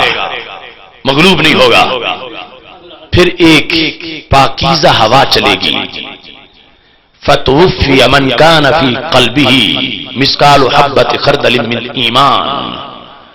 جب وہ ہوا چلے گی تو جس کے دل میں رائی جتنا بھی ایمان ہوا وہ فوت ہو جائے گا. زیادہ والا تو زیادہ رہے گا، رائی جتنا بھی ہوا وہ بھی فوت ہو جائے گا. پھر فرمایا زمین پر صرف بے ایمان رہ جائیں گے، شریر لوگ. عائشہ تم یہ سمجھ بیٹھی ہو کہ اس وقت سے پہلے لات عزا کی بندگی ہوگی تو ہرگز ایسا نہیں. جب تک زمین پر ایک بھی صاحب ایمان ہے میرا وہ امتی لات عزا کو سجدہ نہیں کرے گا. جب ایک بھی صاحب ایمان نہ رہا ادھر قیامت کا قرب ہے، قیامت آنے والی ہے، کیونکہ قیامت ان پہ آئے گی جن میں ایک بھی اللہ کہنے والا نہیں ہوگا. عائشہ اس وقت جا کے لات عزا کی بندگی ہو جائے گی. اب دیکھو کتنا فرق ہے بات. آج جو امیدیں لیے پھرتے ہیں اس حدیث سے کہ ہم نے شرک ثابت کرنا ہے، احمق کتنے ہیں. ابھی تو 1 ارب اور 60 کروڑ سینوں میں ایمان موجود ہے. ابھی تو کعبے کے گرد طواف کرنے والے ہیں، مسجدوں میں 5 وقت پر نمازی ہیں، اور پورا روئے زمین کیا اس دامنے کو پہ دیکھو تو سجدے کرنے والے رب کو نظر آ رہے ہیں. قرآن پڑھا جا رہا ہے، قرآن پڑھایا جا رہا ہے، رمضان آتا ہے، روزے رکھے جا رہے ہیں، زکات دی جا رہی ہے. تو میرے نبی علیہ السلام نے فرمایا جب پوری زمین پر ایک بھی ایسا نہ ہوا کہ جس کے دل میں رائی جتنا بھی ایمان ہوگا، عائشہ اس وقت جا کے لات عزا کی بندگی ہو جائے. اس وقت کے تو ہم دائی نہیں، ہم تو اس جو دین کا وقت ہے اس میں کہہ رہے ہیں. ہم آج کہہ رہے ہیں کہ شرک کی دکانداری چمکا کے ضیاء الحق کے ریفرنڈم کی طرح کہ اگر اسلام کی ضرورت ہے تو پھر ہماری ضرورت ہے. دیکھیں شرک ہے تو پھر ہماری توحید کی ضرورت ہے. اپنی ضرورت اور اپنی اہمیت کا احساس دلانے والے امت میں انجینئر شرک ثابت کر کے میں ان کے منہ پہ مار رہا ہوں. بختو امت کی عظمت کو مت بیچو.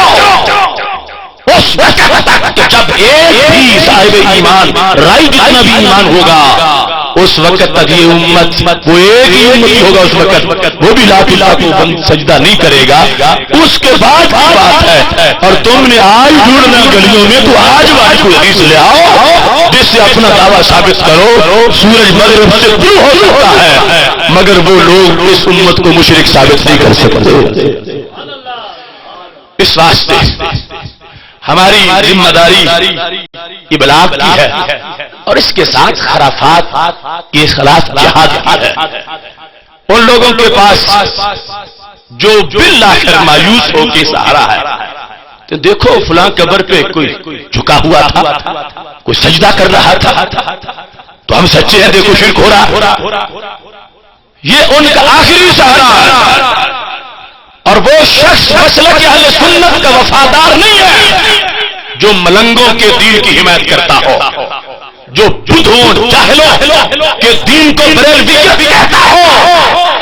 امام احمد رضا بریلوی رحمۃ اللہ علیہ نے فتاوی رضویہ میں لکھا ہے قبر پہ حاضری دینے جاؤ تو 4 ہاتھ دور کھڑے ہو جاؤ. طواف ناجائز ہے، سجدہ تعظیمی حرام ہے اور سجدہ عبادت کفر ہے. یہ ہمارا دین ہے، یہ ہمارا مسلک ہے. اگر کوئی رافضیوں کے چرنوں میں چرنے والا قبر پہ آ کے جھک جائے تو وہ رافضی لانڈا، وہ ملنگ، وہ جاہل، وہ ہمارا مسلک تو نہیں ہے. ادارہ صراط مستقیم نے ڈنڈے سے بھی لوگوں کو روکا، ہینڈ بل بھی تقسیم کیے، پریس کانفرنسیں کی. حضرت داتا گنج بخش اجمیری کے عرس کے موقع پر برسریام اس بات کا اظہار کرتے آ رہے ہیں. اور جو ہمارے لوگ ہیں یہ خود بھیج کے ویڈیو بنا کے دلیل بنانا چاہتے ہیں یا وہ رافضیوں کے چرنوں سے چڑھ کے آتے ہیں. اہل سنت و جماعت کا مسلک سچا ستھرا ہے. کسی قبر کو سجدہ روا نہیں، طواف جائز نہیں. ہاں یہاں بھی جو بات جتنا جرم ہے کسی کا جو کر رہا ہے جیسا کر رہا ہے اس کے مطابق اس کا حکم بیان ہونا چاہیے. ایک ہوتا ہے حرام، ایک ہوتا ہے مکروہ. حرام کام جو ہوتا ہے اس سے بندے کا نکاح نہیں ٹوٹتا. جرم چھوٹا نہیں، حرام کر رہا اور نہ ہی وہ واجب القتل ہوتا. حرام کی اور سزا، قتل کرنا سزا نہیں. اب ایک شخص اگر شراب نوشی کرتا ہے تو اس نے حرام کیا، تو کیا کوئی مفتی صاحب یہ کہیں گے کہ اب اس کی بیوی کا نکاح ٹوٹ گیا اس سے، اب وہ اس کے نکاح میں نہیں رہی، اس سے کوئی اور شادی کر لے؟ حرام سے نکاح نہیں ٹوٹتا اور حرام سے بندہ واجب القتل بھی نہیں ہوتا. ان بدبختوں نے یہاں بھی دھاندلی، حرام پر نکاح توڑنے کا حکم دے دیا، حرام پر. اور یہ بات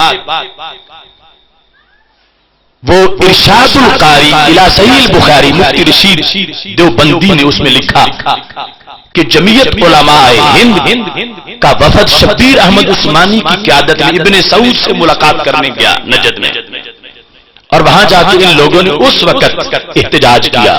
کس بات پر؟ شبیر عثمانی نے کہا ابن سعود تم نے طائف والوں کو مباح الدم قرار دیا کہ جو بھی قتل کرے جائز ہے، تو یہ تمہارا ہضمہ اتنا کیوں تیز ہو گیا؟ یہ تو مسلمان لوگ ہیں طائف کے، تم کیوں ان کو واجب القتل قرار دے رہے ہو؟ اب دیکھو یہ ثبوت ہے، میرے پاس غیر جانبدار مورخین کے بھی 3 لاکھ مسلمان ان لوگوں نے شہید کر کے اپنی حکومت بنائی. اب ڈگمگاتے پھرتے ہیں امریکہ کی گود میں بیٹھ کے. تو یہ گواہی ان کے گھر بھی ہے کہ شبیر عثمانی نے جا کر کہا جو دیوبند کا پیشوا تھا، ابن سعود تم نے کیوں مباح الدم قرار دیا طائف والوں کو؟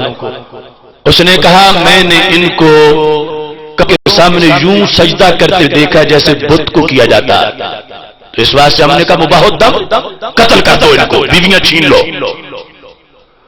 اب یہ بات ذہن میں رکھیں، یہ شبیر عثمانی اور ابن سعود کا مکالمہ ہے. اور ابن سعود نے یہ کہا، حالانکہ قبر کو سجدہ کرنے والی بات تھی نہیں، بات تھی نعرہ رسالت والی، بات تھی وسیلے والی، بات تھی مزارات پر حاضری والی.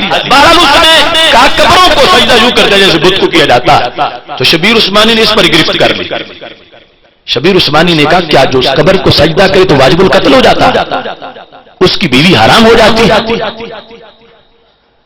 کیونکہ سجدہ ایک ہے تعبدی، ایک ہے تعظیمی، ایک ہے عبادت کا سجدہ.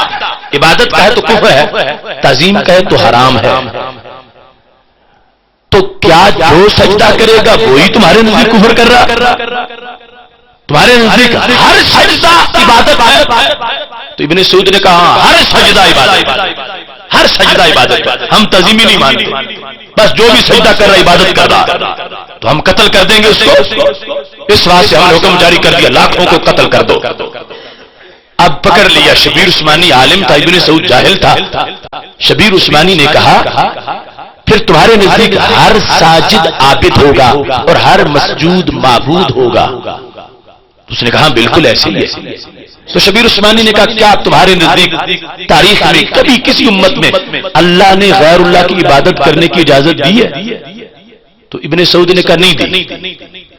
تو شبیر عثمانی نے گھیرے میں لے لیا، کہا اللہ تو فرماتا ہے کہ فرشتوں نے آدم علیہ السلام کو سجدہ کیا، اب تمہارے نزدیک ہر سجدہ کرنے والا عبادت کرتا ہے، تو فرشتے ہوئے عبادت کرنے والے اور آدم علیہ السلام ہوئے معبود اور اللہ ہوا اجازت دینے والا.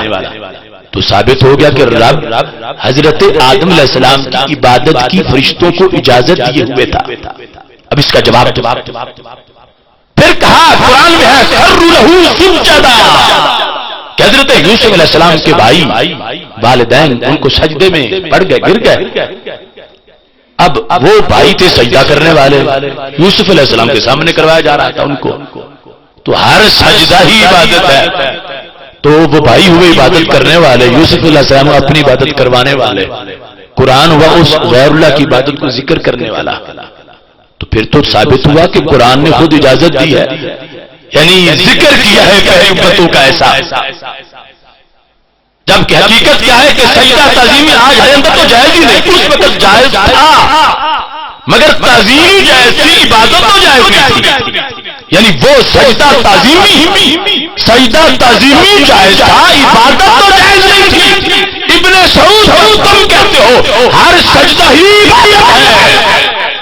تو پھر بتاؤ کیا رب نے بندگی کی اجازت دی ہوئی تھی ان کو؟ تو ابن سعود نے کہا یہ علماء جانتے ہیں، میں نہیں جانتا، میں پوچھوں گا علماء سے کہ انہوں نے ہمیں کیوں فتویٰ دیا کہ قتل کر دو ان لوگوں کو جو قبروں کے سامنے سجدہ کرتے ہیں۔ نہ علماء نے بتایا، نہ ابن سعود نے پوچھا، اور تنقید کرنے والے ریال لے کے بالآخر چپ کر گئے۔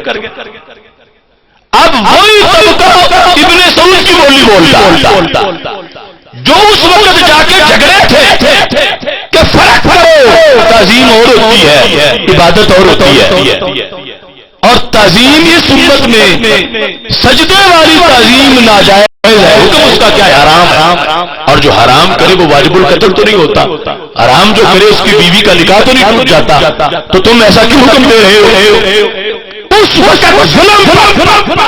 یہ لوگ ہی پہ وہاں جا کے جھگڑے، اور آج ان لوگوں کی وہی بولی ہے جو وہ بولتے۔ تو یہ ہے انقلاب بدی کا کہ آہستہ آہستہ قبضہ گروپ تحریک ڈاکو برطانیہ کے ٹینکوں بیٹھ کے حجاز پر قابض ہونے والے بالآخر خاتم الحرمین کہلانے لگے، اور اس طرح کی صورتحال آگے بڑھتی چلی گئی، نئی نسل تعریفیں کرنا شروع ہو گئی، اور وہ بات چھپتی چلی گئی۔ اتنا ظلم و ستم جس پر ان لوگوں کی بھی روح کانپی تھی، آج اسے بالکل اسلام کہہ دیا گیا۔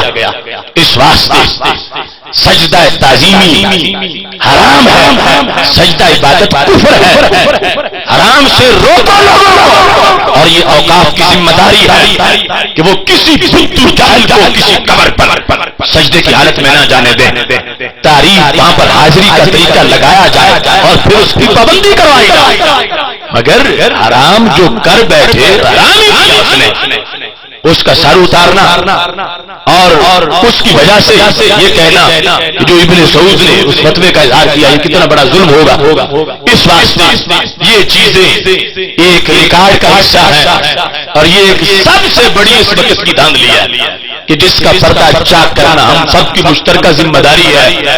جو بحری ڈاکو قبضہ گروپ برطانوی سامراج کا معاہدہ وہ میرے پاس موجود ہے جس پر جانبین کے دستخط ہیں، اس کے پیش نظر سب کچھ ہوا تھا، آج وہی ان کی گود میں بیٹھ کے سب کچھ کرتے جا رہے ہیں۔ امت توحید جو جمہور ہے اس پر شرک کے فتوے لگائے جا رہے ہیں، تو توحید کے مسئلہ میں یہ لازم ہے ہم پر تعریف توحید معیار الوہیت کو واضح کریں، اور ساتھ ہی جو حقوق توحید ہیں ان میں سے یہ بات واضح کریں۔ میرا رب فرماتا ہے وَإِيَّايَ فَاتَّقُونِ، مجھ ہی سے ڈرو، جسے کہا نا میری عبادت کرو، ایسے ہی کہا مجھ ہی سے ڈرو، تو پھر امریکہ سے ڈرنا یہ بھی جائز نہیں۔ اللہ فرماتا ہے عبادت بھی میری کرو، ڈر بھی میرا ہی رکھو۔ اس واسطے مسلم حکمرانوں کو حقوق توحید، مسلم عوام کو حقوق توحید یہ سامنے رکھنے چاہیے، اور اس میں رسالت کے لحاظ سے چونکہ وقت تھوڑا ہے، اہل سنت توحید کی اذان دینے میں بھی پہلے نمبر پر حقیقت ہے یہاں، اور رسالت کے پہرا دینے میں بھی پہلے نمبر پر اور حقیقت ہے یہاں۔ جب اس برے صغیر میں رب ذوالجلال کو معاذ اللہ اس کے جھوٹ کو ثابت کرنے کے لیے کتابیں لکھی گئی، تو وہ امام احمد رضا بریلوی ہے جس نے 6 کتابیں لکھ کے اللہ کی سچائی کو ثابت کیا۔ اسماعیل دہلوی اور اس کا طبقہ بعد میں کہتے امکان ہے کہ جب مان لو کہ بول سکتا ہے، اگرچہ بولتا نہیں، مگر بول سکتا ہے، جھوٹ بولنا اس کی شان ماننی چاہیے۔ تو ہمارے اماموں نے کہا، امام فضل حق خیر آبادی نے کہا سن اسماعیل دہلوی جھوٹے، میرا رب نہ جھوٹ بولتا ہے نہ بول سکتا، جھوٹ بولنا ہے تو قدرت وہ مانو جو شان ہو۔ ان کی دلیل یہ تھی بندہ جھوٹ بول سکے اور رب نہ بول سکے تو بندے کی قدرت تو رب سے بڑی ہو گئی۔ تو میرے اماموں نے کہا کہ بندہ تو اور بھی بہت کرتا ہے، تو مگر یہ دلیل بناؤ گے کہ بندہ چوری کر سکے رب نہ کر سکے تو پھر بندے کی قدرت رب سے بڑھ جائے گی، یہ دلیل بناؤ گے تو پھر پیچھے شان خدا رہ کیا جائے گی۔ جو قدرت دیکھنی ہے پہلے دیکھو وہ عیب ہے یا شان ہے. تو جھوٹ بولنا عیب ہے تو میرا رب جو ہے نہ جھوٹ بولتا ہے اور نہ ہی بول سکتا ہے. اسماعیل دہلوی کے مقابلے میں امام فرجہ خیر آبادی نے اذان دی اور بعد کے طبقے کے مقابلے میں اعلی حضرت فاضل بریلوی رحمۃ اللہ علیہ نے 6 کتابیں لکھ کر یہ ثابت کیا کہ ہم جس رب کا کلمہ پڑھتے ہیں وہ نہ جھوٹ بولتا ہے اور نہ ہی بول سکتا ہے، وہ سچ ہی سچ والا ہے. رسالت کے لحاظ سے بھی آج دیکھو اس وقت 295 سی کا معاملہ آیا اور پنجاب کے گورنر نے معاذ اللہ ناموس رسالت کے قانون پہ تنقید کی اور اس سلسلہ میں بد زبانی اور توہین پر اتر آیا. اس وقت بھی ناموس رسالت پہ پہرا دیا ہے تو سنی مزاج نے پہرا دیا ہے. ہم سیمیناروں میں جھگڑے، ہم نیوز پروگراموں میں چینلوں پر ان سے جھگڑے، ان کے علماء سے باقاعدہ ہمیں مناظرہ کرنا پڑا. اے آر وائی نیوز پہ آج بھی تم یوٹیوب پہ دیکھ سکتے ہو، دیوبند کے علماء سے مناظرہ کر کے ہمیں ان کو سمجھانا پڑا کہ یہ ناموس رسالت کا غدار ہے انسان اور ممتاز قادری ہیرو ہے. وہ جو کہتے رہے ہم جواب دیتے رہے اور ہم نے ہیرو ثابت کیا. ان کے 10 سال پڑے ہوئے چوکوں میں کھڑے ہوئے ہمیں ابو اندھیرا نظر آئے اور ہمارے جلسوں میں بیٹھ کے اٹھ جانے والے ہمیں ممتاز قادری نظر آئے. یہ فرق ہے مزاج کا. وہ 10 سال پڑے تو ابو اندھیرا بن، ہمارے صرف جلسے میں بیٹھ کے عشق کا سبق لے کے اٹھیں تو علم الدین شہید بن جائے، عامر عبد الرحمان بن جائے، غازی ممتاز قادری بن جائے. آج ضرورت ہے اس عمر کی، اس مرد حق پرست کا ساتھ دو. وہ شخص مردہ نہیں، وہ بزدل نہیں، وہ کوئی ڈیمانڈ زندگی کی بھیک نہیں مانگ رہا، اس کا مرال بڑا اونچا ہے. مگر امتحان ہمارا ہے کہ وہ اپنی دکان کے جھگڑے میں جیل میں ہوتا تو رہتا ہے، وہ دکان کی وجہ سے نہیں، ہمارے نبی علیہ السلام کی شان کی وجہ سے جیل میں ہے. تو کل قیامت کے دن ہم سے پوچھا جائے گا، اس کی ایک گولی میں دور دور تک گستاخانہ سوچ کی کمر توڑ کے رکھ دی ہے، صدیوں تک نور پہنچے گا. اس واسطے ان کی رہائی ہم پہ قرض ہے. اور اگر نہ زیبا فیصلہ ہوا، اللہ کے فضل سے ہم جان پہ کھیل کھیلی اپنے غازی کو انشاءاللہ بچانے کی کوشش کریں گے.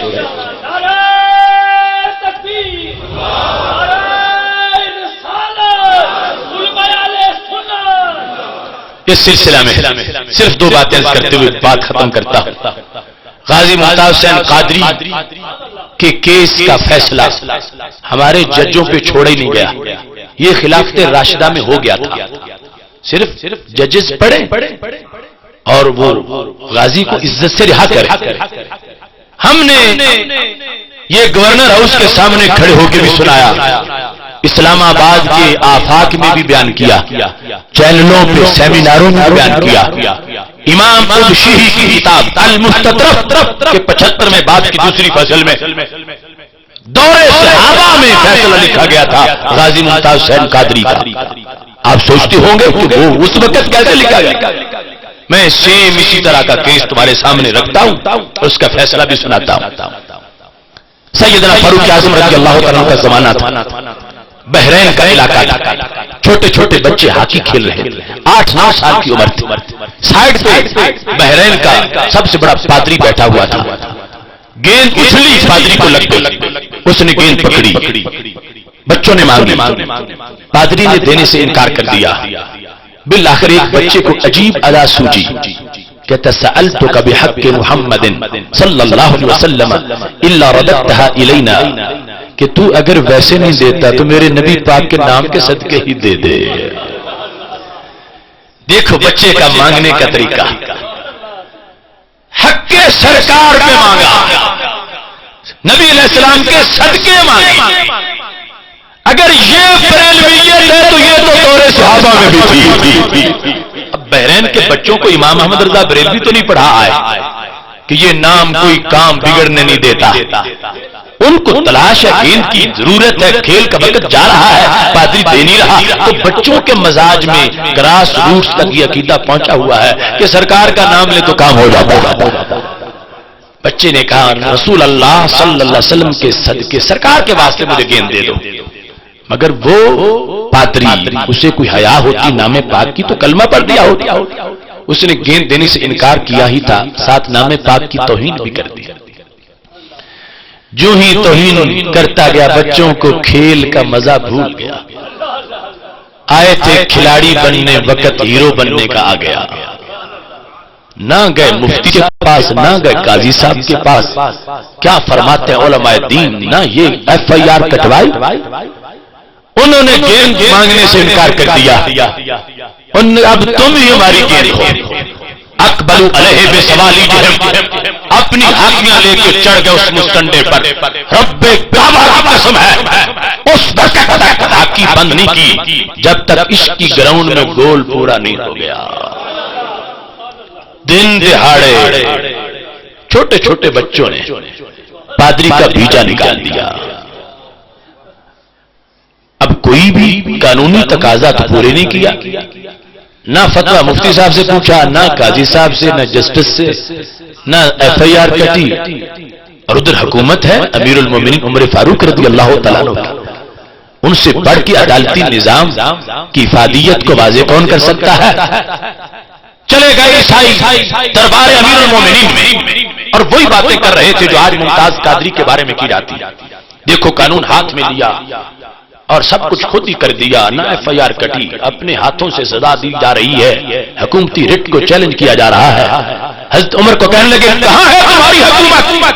بچے خود قتل کرتے پھر رہے ہیں، نہ امیر بحرین سے پوچھا، نہ امیر المومنین سے پوچھا، خود ہی فتویٰ بھی دیا، خود ہی نافذ بھی کر لیا۔ عمر تم تو کہتے ہو میں نیل کے کنارے پر کتے کا بھی خیال رکھتا ہوں، یہاں تو دن دہاڑے بندے سکالر مارے جا رہے۔ حضرت عمر رضی اللہ تعالیٰ نے پوچھا مجھے یہ سمجھ نہیں آ رہی، بچوں کا کھیل کود کا وقت تھا تو پادری کو مارنے کا جذبہ کیوں ان میں پیدا ہوا؟ تو بتایا گیا کہ وہ گیند اس کے پاس تھی، بچوں نے مانگی، اس نے انکار کیا، بچوں نے کہا نبی علیہ السلام کے نام کے صدقے دے، اس نے توہین کی، بس اتنے میں بچے گرم ہو گئے اور پھر ٹھنڈے ہوئے نہیں جب تک کہ اس کو ٹھنڈا نہیں کر دیا۔ حضرت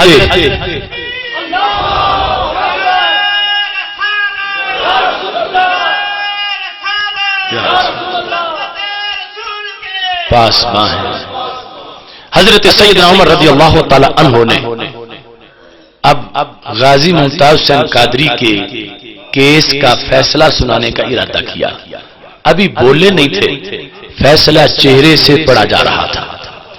جو مجلس میں صحابہ بیٹھے تھے وہ کہتے ہیں واللہ ما فرح عمر بفتح ولا غنیمہ کفرحتہ بقتل الغلمان الاسقف، کہتے ہیں خدا کی قسم ہے ہم نے پوری زندگی میں حضرت سیدنا عمر رضی اللہ تعالیٰ عنہ کو کسی موقع پر اتنا خوش نہیں پایا تھا جتنا ان بچوں کے پادری کو قتل کرنے پہ خوش نظر آ رہے ہیں۔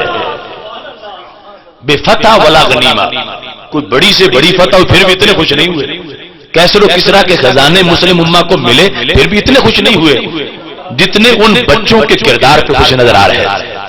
اب بول کے فیصلہ سنایا، عیسائیوں کو انتظار تھا کہ عمر ان کو سولی پہ چڑھائیں گے، عمر کم از کم عمر قید تو کریں گے یا 10 کوڑے تو ماریں گے، جھڑکی تو دیں گے، کچھ تو کریں گے۔ سیدنا عمر رضی اللہ تعالیٰ عنہ بولے تو لفظ کیا تھے؟ سن لو پادریو، الآن عز الاسلام، بحرین کے ان بچوں کے کردار سے ثابت ہوا اب اسلام غالب آ گیا ہے۔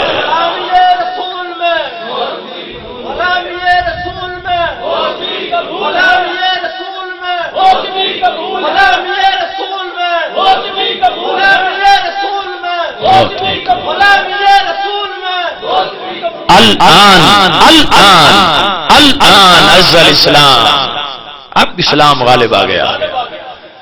میں کہتا ہوں ڈیالہ جیل میں بیٹھے ممتاز قادری، میں حضرت عمر کے قول کی نیابت میں کہتا ہوں تیرے کردار سے اسلام غالب آ رہا ہے۔ سیدنا عمر رضی اللہ تعالیٰ عنہ کہتے ہیں الان عز الاسلام، اب اسلام غالب آیا. کیوں؟ ان اطفالا صغارا شتم نبیہم فغاضبوا له وانتصروا. فرمایا غالب اس لیے آ گیا ہے کہ چھوٹے چھوٹے عاشقوں کے سامنے توہین ہوئی ہے، انہوں نے بڑوں کی باری نہیں آنے دی، خود ہی فیصلہ کر لیا. اطفالا صغارا، طفل ہوتے چھوٹا اور پھر مزید چھوٹا، قریب البلوغ بھی نہیں تھے، 8-9 سال کی عمر تھی، مگر منٹ 2 بھی نہیں دیے انہوں نے گستاخ. لوگ کہتے ہیں 3 دن دینے چاہیے، یہ کرنا چاہیے، وہ کرنا چاہیے، انہوں نے 3 دن تو کیا 3 منٹ بھی نہیں دیے، خود ہی فتویٰ دیا، خود ہی نافذ بھی کیا. اور حضرت عمر رضی اللہ تعالیٰ عنہ کا انداز کتنا خوبصورت ہے. شتم نبیہم، ان کے نبی پاک صلی اللہ علیہ وسلم کو گالی دی گئی تھی، غصہ تو ان کو آنا ہی تھا، وہ تو بے اختیار ہو گئے، غاضب، غصے میں آئے. وانتصروا له، انہوں نے نبی کی عزت کا بدلہ لے لیا، نبی علیہ السلام کی عزت کی وجہ سے ایسا ہوا. اور کہا شتم نبیہم، تم میں سے جو بھی کوئی کہتا ہے وہ کہتا ہے میرے نبی، میرے اپنے نبی، ہمارے نبی. حضرت عمر زندگی بھر جب بولیں کہ میرے نبی، آج کیا کہتے ہیں ان بچوں کے نبی. شتم نبیہم، ان کے نبی. حق بنتا ہے آج عمر کہے ان کے نبی، ان بچوں کے نبی. کیوں؟ فرمایا انہوں نے غلام ہونے کا حق ادا کر دیا. اب اعلان کیا احضر دم الاسقف، سنو عیسائیوں، تمہارا پادری کتے کی موت مر گیا، نہ بچوں کو پھانسی دوں گا، نہ قید کروں گا، نہ کوڑے ماروں گا، نہ میں چھڑکی دوں گا، میں تو عزت کے تاج پہناؤں گا. اے بحرین کے شیروں، تمہارے عمل سے اسلام غالب آ گیا. یہ فیصلہ ہے غازی ممتاز حسین قادری کے کیس کا. یہ کتابیں آج ہم نے اس کیس کے بعد نہیں چھاپ لی، یہ پوری دنیا میں چھپی ہوئی ملتی ہے. یہ دورے صحابہ کی بات ہے، اس وقت کا فیصلہ ہے، یہ خلافت راشدہ کا فیصلہ ہے. خلافت راشدہ کے فیصلے کے بعد اور کسی فیصلے کا کوئی توقع نہیں بنتا. اس واسطے توہین ہوئی، غازی نے اپنے عشق کا ثبوت دیا. اور یاد رکھنا یہ کوئی چھوٹا سا کردار نہیں ہے. میں سمجھتا ہوں مجھ جیسے خطیبوں کی سینکڑوں تقریریں ایک طرف اور غازی ممتاز کی ایک گولی ایک طرف. پھر سے امت میں نئی روشنی آئی، پھر سے پتہ چلا کہ یہ امت اپنے نبی علیہ السلام کی شان پہ پہرا دینا جانتی ہے. کہا تھا بریلی کے امام نے حسن یوسف پہ کٹی، مصر میں انگشت زنا، سر کٹاتے ہیں تیرے نام پہ مردان عرب. ادھر کٹی تھی، کٹی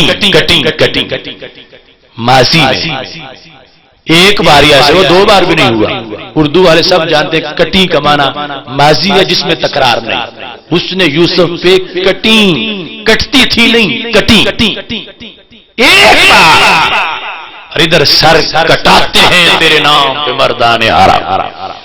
جب بھی نیا دن طلوع ہوتا ہے، ناموس مصطفیٰ علیہ السلام پر کوئی سر کٹوانے کے لیے تیار نظر آ رہا ہوتا، سر کٹاتے ہیں. اور امام کا کلام ہے، لذت اس میں کتنی ہے.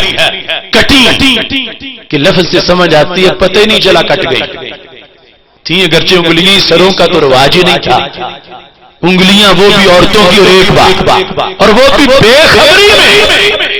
اور ادھر سر کٹاتے ہیں تیرے نام پہ مردان عرب. یہاں انگلیوں کا نظرانہ پیش ہی کوئی نہیں کرتا، جو بھی کرتا ہے ساری پیش کرتا ہے. اور کٹاتے ہیں یہ نہیں کہ بے خبری میں، نہیں جان بوجھ کے پھندا چوم کے گلے میں ڈال لیتے ہیں. یہ انداز ہم نے لاہور سے کاروان چلایا، ادارہ صراط مستقیم کے زیر تمام لاہور سے ریلی غازی کے گھر تک پہنچی. 1000 افراد جب وہاں موجود تھے. ڈاکٹر محمد عبد القدوس صاحب بھی اس میں جلوہ گر تھے. جب غازی کے گھر کے باہر مجمع عام میں ہم نے ناموس رسالت ایکٹ کی دلیلیں پیش کی، اس کے بعد جب ان کے گھر میں گیا ملک ممتاز قادری کا 3 ماہ کا بچہ دیکھتے ہی میری سوچ مدینہ شریف پہنچ گئی کہ مرد حق پرست نے قرون اولا کے مسلمانوں کی یاد تازہ کر دی ہے. نہ دیکھا 3 ماہ کا بچہ، نہ دیکھی نئی شادی، نہ دیکھا آرام سکون والا بیڈ روم، نہ دیکھا بوڑھے والدین کو. شیر دل بجلی کے جھٹکوں کے لیے تیار ہو گیا. دنیا پوچھتی رہی، سر چکرا گیا امریکی تھنک ٹینک کا کہ آج بھی ایسے انسان ہوتے ہیں. کیوں کیا؟ کس نے ایک دن کس نے کروایا؟ پیچھے ہاتھ کس سیاسی جماعت کا ہے؟ کس مقصد کے لیے تم نے کیا؟ 35 بار بھی سوال کر کے تھک گئے تو غازی نے یہی کہا، شراب عشق احمد میں کچھ ایسی کیف و مستی ہے کہ جان دے کر بھی 1-2 بوند مل جائے تو سستی ہے. دیکھو اہل سنت کا بولا. جس وقت اسلام کو داغدار کرنے والے برقع پوش مولوی، دھماکے مذاق کرنے والے، ہسپتالوں میں مریضوں کو چلانے والے، داڑھی اور امامے کو داغدار کرنے والے ننگے اسلام نظر آ رہے تھے. سنی عشق نے اسلام کی حقانیت واضح کر دی. دست منہ چھپا کے مارتا ہے، غازی چہرہ دکھا کے مارتا ہے. یہ ہے جہاد، یہ ہے وہ جذبہ. آج بھی جس وقت بات ہوتی ہے، چونکہ ہم نے پورے ملک میں اس موضوع کے بھی پروگرام کیے، روی آگے اس کا باقاعدہ ایک ہمارا آخری بار باقی ہے، اور لاہور کے سیمینار میں ہم نے لانگ مارچ کا اعلان کیا ہوا ہے کہ جس دن حکومت فیصلہ کرتی گئی غازی کے خلاف ہم کفن باندھ کے لاہور سے نکلیں گے اور اسلام آباد میں انشاءاللہ داخل ہو جائے. جیتے ہم غازی کو انشاءاللہ نہیں